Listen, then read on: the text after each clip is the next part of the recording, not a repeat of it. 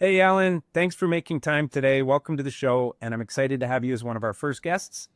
Today, we're going to talk about what kind of operational challenges leaders are having at their agencies. And I noticed Social HP works with some impressive companies like Samsung, Lonza, and I'm really excited to dive into how you built this employee advocacy platform and journey behind it.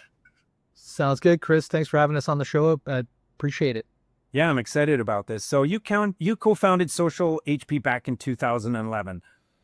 What were the biggest hurdles back then when you first started building this employee advocacy platform? Jeez, you're carbon dating me. I'm gonna have to spend some time travel to remember. I don't remember what I had for breakfast, but what was I think what was most interesting and most challenging is obviously and honestly not having access to AI. So one of our biggest challenges is employees and executives want access to great and unique content. And when you try to scale that across a company that might have 1,000, 2,000, 3,000, 5,000 employees, creating unique content across 5,000 employees at scale without artificial intelligence is a near impossible task.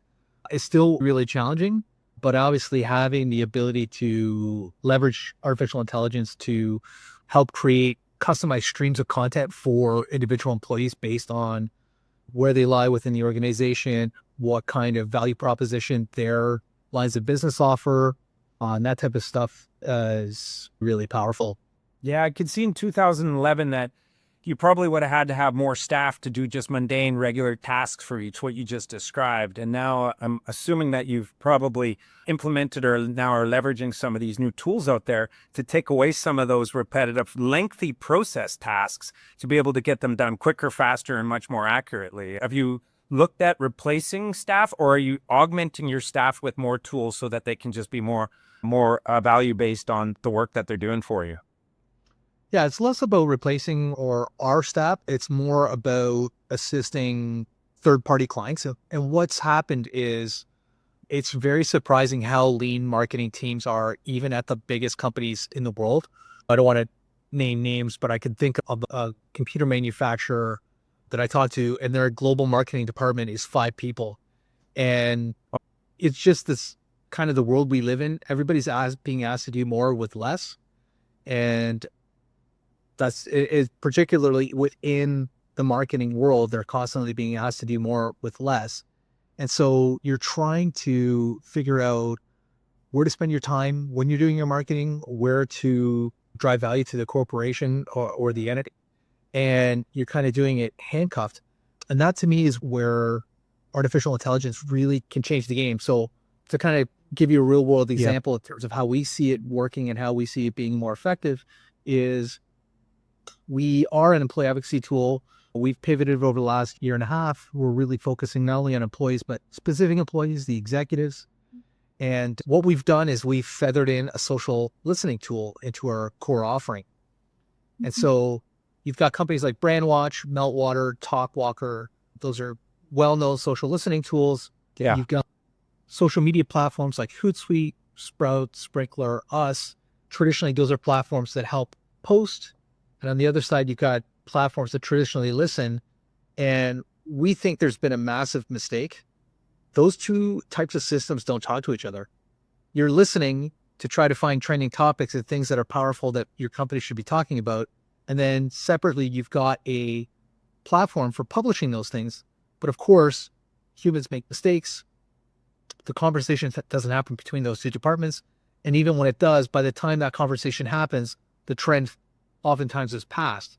So by adding a social listener to a social media platform and putting AI in the middle, what we're able to do, as an example, Chris, is take someone like yourself and say, hey, Chris, what are topics that are important to you that you want to talk about that your audience wants to listen to?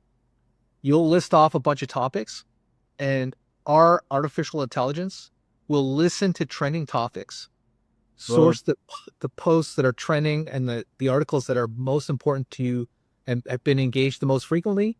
And then we'll surface that to your social media team to say, hey, Chris wants to talk about artificial intelligence. He wants to talk about enterprise, wants to talk about prototyping. What's happening in that Venn diagram? Surface that information, hand it off to your social media team and go, we think this article in Forbes about innovating using AI is super important and Chris should talk about it. And that's where we think, that's where I see artificial intelligence having maximum effect is the rote, mundane, repeatable tasks that did previously require a headcount, but now you can eliminate that and still leave your strategic thinkers in a place where they can make informed, intelligent decisions without having to have an army of people behind that.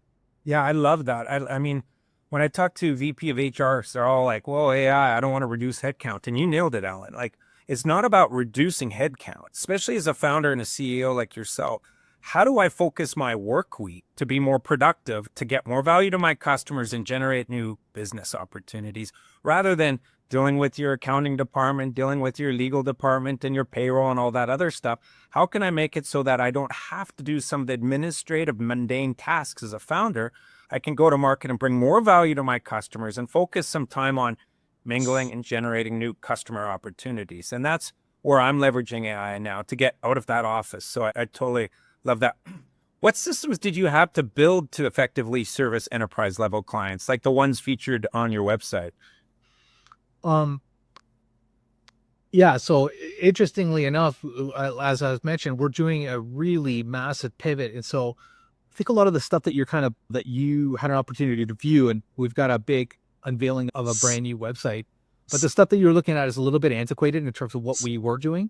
But the last 2 years of having hundreds of client interviews has really kind of taught us what they're most focused on, what's most valuable to them. And what we're realizing now is there's a massive opportunity on LinkedIn for what's called leader-led or founder-led marketing. The world's changed. The way that people obtain their information, digest their information, and make their purchases decisions has completely been turned on its head.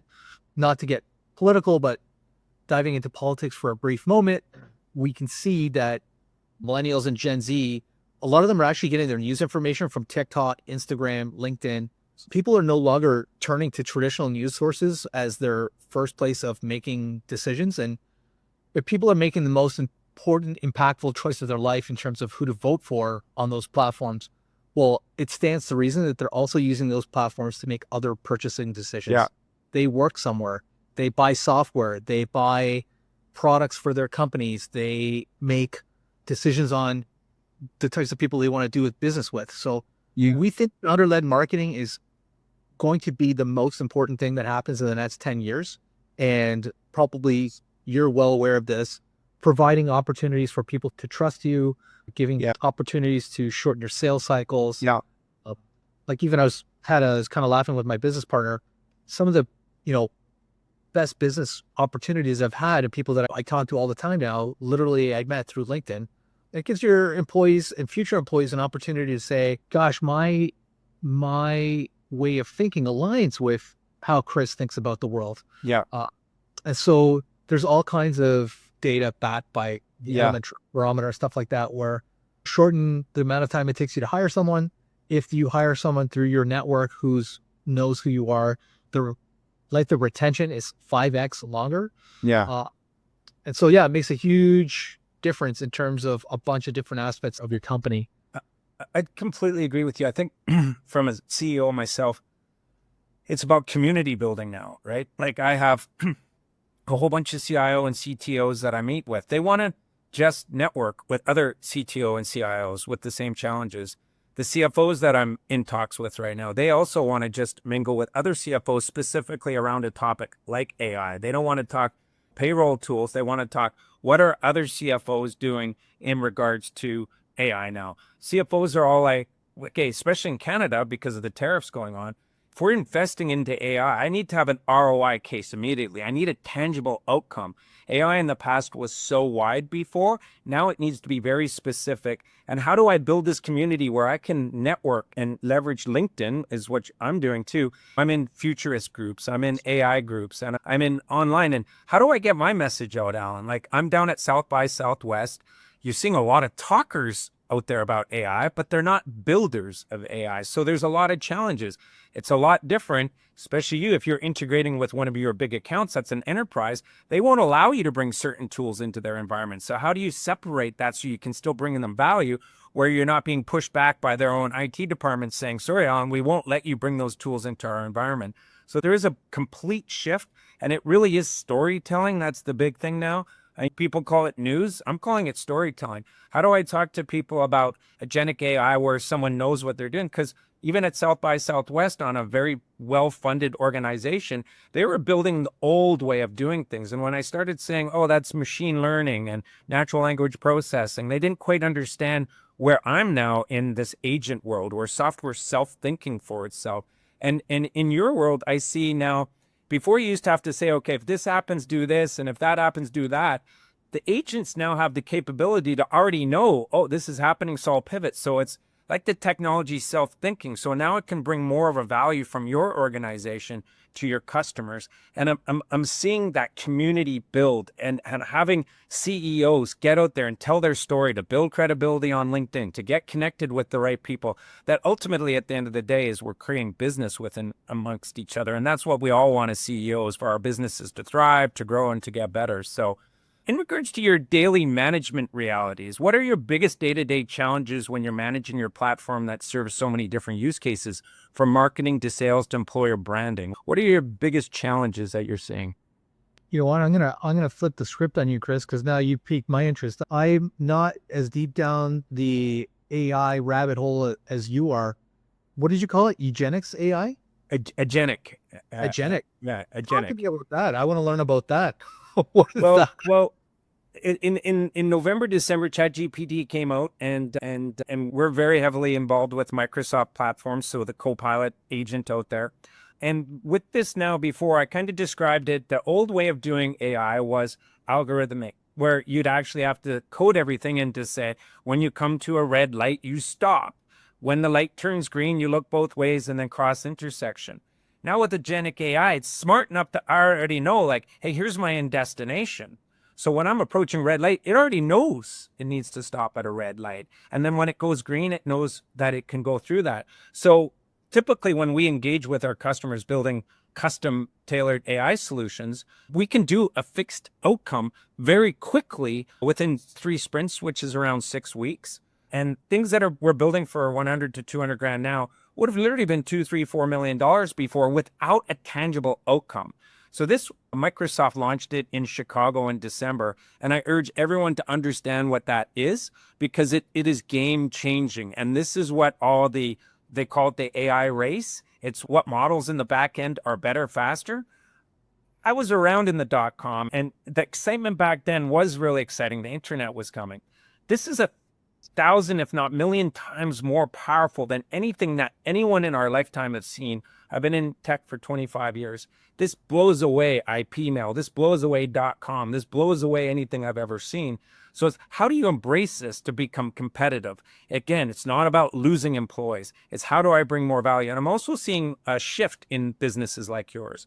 Instead of so much a retainer type of offering, consulting offering, we're seeing that shift where people want a consumption model based pricing. People want to have a subscription base where they're getting things. And so how are they landing business with you? What value is, and what tool sets, what regular 24/7 offerings are they doing for my organization? Like you said, the social sniffing. Chris was just on a platform. Here's a bunch of other things that you might want to talk about. You nailed it there. That's exactly what I need to do. I need to get that message out there and start educating people on agentic AI, and these new agents are out there. And the other thing, Alan, is that I'm involved in a number of brain share groups, these futurist groups, and they're always talking about, hey, here's a new cool app. Here's another cool app. When I talk to these enterprises, they just can't bring those in. Any one of the enterprises you're dealing with would never bring DeepSeek into their environment because of the vulnerabilities and the security issues. So what are some flavors? And I say pick a flavor. We happen to pick Microsoft. You pick a flavor that's trusted. 85% of the enterprises out there already have Microsoft Azure and Office 365. So if we custom build this agent in their environment to solve a specific use case, It's a lot easier than for someone starting up and trying to build their own market. And I saw an interesting quote down in South by Southwest that 71% of CEOs out there that have been interviewed in the last 3 months said generative AI has been disappointing to us. And it's because the traditional consulting firms are still going wide. The ROI has to be the first story. I tell everybody, including everyone in your industry, keep it simple. Let's not try to change the world. Let's just know what your organization's doing, what their regular tasks are doing, and then see if we can put in an agent in there to reduce those repetitive human-based tasks so that your people can be more valuable and have more face time with your clients, right? And then that retention rate's going to go up. So yeah, with integration to so many tools like I'm mentioning, LinkedIn, Twitter, Facebook, Google, Salesforce, what workflow inefficiencies have you encountered and how are you addressing them right now? I wanted to piggyback what you finished saying just earlier, and just to spin it back to what we were talking about before, having someone sit in your office and read all these articles to see if it makes sense for Chris to comment on, how does that add value to the company? It doesn't at all. There's zero value. How does it add value to that human being? It doesn't really require a human being. So just to piggyback on what you're saying, I know the word that I want to use, but I don't think it's polite. There are mundane, repetitive tasks that are being done by people who probably want to put a gun in their mouth and hate their lives every day, that are perfectly aligned for these types of agentic AI to take over, that adds massive amount of value to your company, doesn't take away from headcount. And frankly, it's just like, it doesn't even make sense. It's not where you want your company to be investing their time, effort, energy, and money. And I totally agree with you. This is kind of like the Industrial Revolution, having 1,000 people out in the field with horses and plows. How much value does that add to society? And the answer is zero. So I think we're at a tipping point that's super important. Either we're going to get into some tractors here and do some farming, or you can hang on with two hands to the farming by ox cart. And it's definitely a pivotal moment in the way that companies think. And I think companies who aren't early to adapt to this don't niche down. Again, piggybacking on your idea, people have been excited about AI. They're going crazy. Yeah. And how do you eat an elephant? And it's one bite at a time. Yeah. And trying to shove the whole thing in their mouth. And then they come out and go, oh man, I couldn't eat the 60-ounce hamburger. Well, yeah, of course you couldn't. But you need to think about this just like anything else they're doing at these companies. Step by step, a little bit at a time, in a way that's tangible and proves ROI and all that good stuff.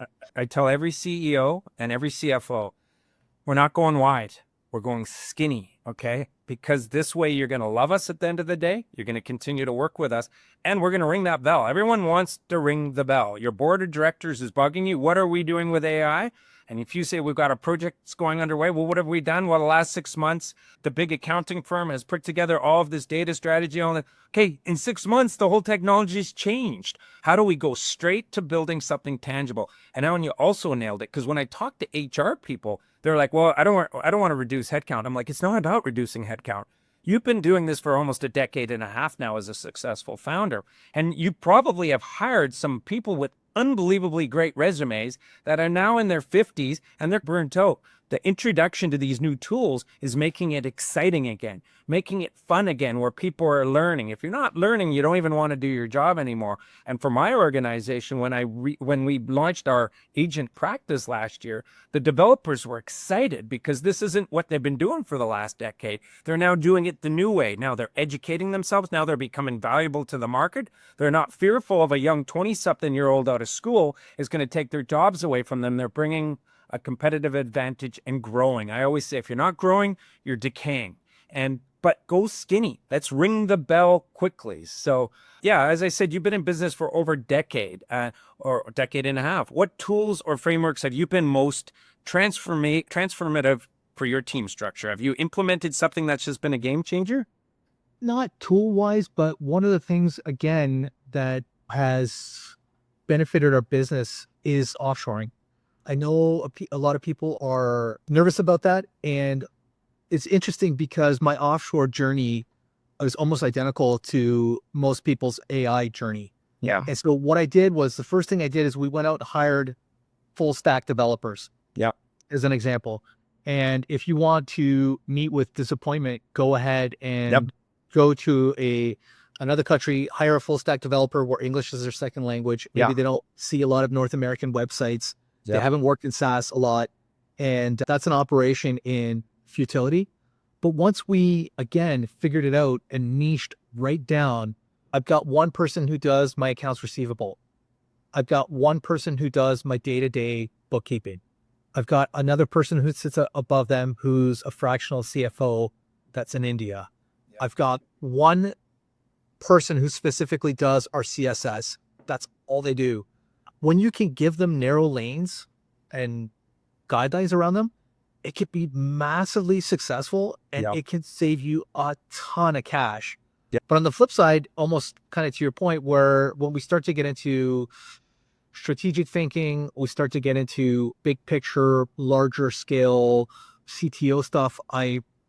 From the perspective of what we're building, I found that staying near shore North America has been a lot more beneficial for the broader strategic thinking. Yeah, but Alan, you went through a learning curve there and you roughed it out through the storm of understanding how now it can fit into your organization, because we've used offshore as well. And what I've found, it's not so much another country, it's a culture way. It's a culture way of knowing how the West operates and the things that we need to do out there. And there are some actually with India, that their biggest challenge is going to be able to adopt to these tools because they need to be more creative. And or some of the offshore individuals we've hired over that path, you need to write up that story and detail every task, or they'll sit there without knowing what to do. And so the creative ones offshore are the ones that are going to continue to work in the West. The non-creative ones, I don't see a long life for them. One other thing I wanted to say too, it's retraining your existing people.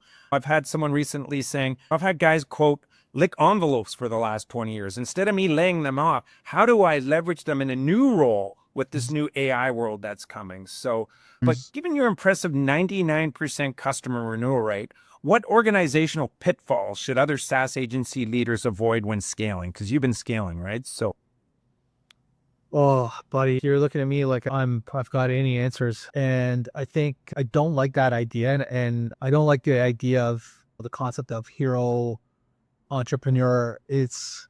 We're all learning. We're all making mistakes. I've made a million mistakes. The only thing I can say is I haven't made that fatal mistake. And I've been around for 12 years in this industry. We've flown very close to the sun. Several times where you don't know if you're going to be in business the next day. Yeah. To me, I think a couple things that would help anyone who's trying to scale is walk into the room and don't be the smartest person in that room. Try to be humble and try to listen to all the opportunities that everybody's trying to present to you and help you with. That's kind of the first thing. Of course, at some point you can't just sit there and placate everybody. At some point you have to pick a lane and take that advice and make a decision. That's kind of the most important I've learned over time. I guess the second thing is just learning how to budget effectively, staying on top of your bookkeeping, making sure forecasting, all the boring, mundane stuff that no one thinks about. Everyone comes in and goes, gosh, I'm going to build this amazing whiz-bang AI tool, or I'm going to have this SaaS marketing product. Yeah. And they say that's where you want your focus to be. But the business is the nuts and bolts of it, right? The stuff that is unsexy stuff. What's my LTV? What's my MRR? What's my burn rate? All that stuff is where the recesses in the corners in terms of what makes it successful and what is going to ultimately lead to failure. Well, good for you, because I'm 6 years as a independent entrepreneur. I've always had some other things on the side, but getting a paycheck from Microsoft on a regular basis is definitely, until you're an entrepreneur where you're up one day and down the next, people don't understand it. And I think a lot of us founders are not employable anymore because we wouldn't even know how to go back to that corporate world. But switching to industry trends, how have client expectations around social media management and employee advocacy changed since you founded Social Horsepower Media? That's a good question and a difficult one to answer. Interestingly, the larger the corporation, the more resistant they are to change. I think across the board, doesn't matter. Inertia sets in when you're an 800-pound gorilla. What we're doing works. It's always worked. We don't need to change. So interestingly, the bigger the corporation, the slower they are to adapt to any sort of change. And of course, as you slide down that scale, the smaller the company, the quicker the change.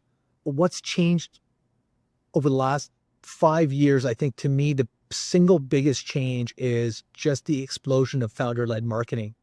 I would even say in the last 3 years. I don't know if you're kind of tracking LinkedIn. I don't know how aggressively you are, but if you look around and you're watching your news feed, probably there's 5 or 6 people who are on there pretty consistently. Yeah. Mostly they're some sort of entrepreneur of some nature, and most likely they're generating their own content. So founder-led marketing is working really effectively on LinkedIn. Obviously, you want another significant change over the last couple of years. I think Twitter's dead. Like, I just can't imagine them coming back personally. Maybe there's someone out there that's smarter than me. But when it comes to doing business, I think between YouTube and LinkedIn is where I would lean. But those two platforms are the last 2 platforms. And I think the biggest and most significant changes is founder-led marketing, employee-led marketing. No one wants to talk to a logo. I think that's the way that we've heard before. And the social media promise is the word social media, meaning social. We're, at the end of the day, even though we shave and walk upright, we're still monkeys, and we still need to be part of a tribe or a troop. We still need human interaction. And no matter what anyone says, when it comes to buying something, there's still an emotional decision to be made. Yeah. And so all that's based on our most basic intrinsic human values, trust, and relationships, and all that good stuff. So that's what I've seen. Yeah, I definitely agree with you with YouTube and LinkedIn. YouTube, how-to, and actually I've been leveraging Reddit for a lot of how-to as well, but LinkedIn for content, and I'm specifically following people that I'm interested. I'm not getting any of the personal stuff. I'm not getting any there's some politics I'm seeing on LinkedIn, but mostly it's right down to the niche I'm doing, right? And I agree with you that those are the 2 platforms that I go to. And on X, I go on it mostly when someone sends me a link, to be honest with you. Now, I don't proactively browse that. I don't have time. And from a CEO myself, I don't have enough time to get my message out, and I need help from agencies like you two. How can you make it so that it's specifically getting my message out there to be an advocate, to be an education, to build a community, right? And it's been a struggle for myself. That's a full-time job, and instead I've got to do sales, I got to do payroll, I got to do accounting, taxes, all that other stuff. So and where do you see agency management heading to in the social media and employee advocacy space with this change? Like, I can't go past 12 months. I said to some partners the other day, I'm like, I don't know where the technology stack's going to be in 12 months. Even though I'd like to be doing this for 36 with a game plan, in 12 months from now, I think there's going to be change. Where do you see this heading in your world? So yeah, it's interesting you say that, because we've embraced that change, and we think we're doing something that no one else in the industry is doing. Nice. What's interesting is you said to me, hey, I want to post and I want to engage and I want to create these communities. And what we're seeing is, whether it's Hootsuite, Sprinkler, Sprout, you name it, they're always telling you, hey, Chris, you got to post more often. You got to post frequently. And we started thinking about that, and we said, yeah, there's some value to that, of course. But when you stand at the top of the mountain and scream your brains out, at some point people tune you out. Yeah. And so what we've built is, again, going back to that social listener that we feathered into our software. Yeah. We started listening to the posts that other people are making. And then we do a few things with those posts. We enrich the data of the person who's made the post. Right. So we'd like to know, how many followers do they have? How often have they posted about the specific topic that you're interested in? What levels of engagement do they typically get with their posts? Mm-hmm. And what we do is we've built a list of what we call key opinion leaders. And we can do that in any industry, Chris. So let's say, to use your example, you might turn around to me and say, hey, I want to know who the key opinion leaders are in agentic AI. I can not only produce a list of all the posts that they've made, but I can give you a list of the key opinion leaders in that industry. And then we do one last thing, which is, we take a look at your connections and we say, how many key opinion leaders is in agentic AI is Chris connected to? And the answer might be 11%. and we say, here's your problem, Chris. If you're not in the right room, with the right people, that's the first problem. Then we layer a second layer onto that. Again, the benefit of of implementing the social listener with our platform. The next layer is we look at those key opinion leaders. Let's say there's 10 of them and they're posting frequently. Well, not every post they make is important or resonates. Right. So we track to see which ones of their posts are effective. Yeah. We call those critical conversations. Right. Then we do a second thing. We notify you. We say, hey, Chris, one of the key opinion leaders in agentic AI has recently posted about the December announcement from Microsoft on their latest agentic AI. Yeah. It's an explosive post. It's had 300 responses. Hey, Chris, you should jump in there and capture some of those eyeballs. Yeah. We call it our three-legged I love stool. that. Yeah, we call it our three-legged stool.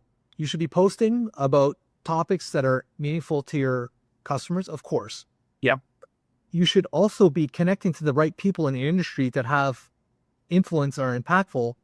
And the last thing is, hey, how about something crazy like being a good neighbor and supporting those other people in your industry who are influential and starting to build those natural relationships. Yes. And inserting yourself into those conversations. So and I've been in this business for over a decade. I've scoured God's given earth. No one else is doing this. I've never seen it. And that's our response to why am I not successful is it's basic Dale Carnegie 101. Get yourself together with the right people. Maybe listen to them once in a while. Maybe support them once in a while and start to build a real authentic community on LinkedIn and let that system guide you to success. So you're an advocate to a win strategy. Everybody's winning and engaging. I agree with you because I'll do some posts, I'll get 2,000-3,000 views.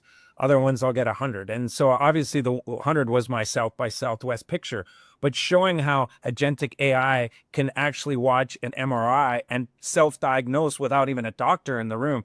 People were like, whoa, that is insane versus, hey, great, he's down in Austin, Texas, big deal. I can tell you in Austin, Texas, the amount of influencers and social media marketers and these individuals out there was overwhelming. I would say it was a majority of the people, and none of them were talking like you, Alan. So keep up the good work. And Alan, I really enjoyed our conversation. And based on what you shared today about your operational challenges with scaling and integration management, I'm excited about your future. And it's been incredibly insightful. And before we wrap up, what advice would you give to other people starting off in this world? Oh, which world? The entrepreneurial world or the social media world? Entrepreneurial social media world.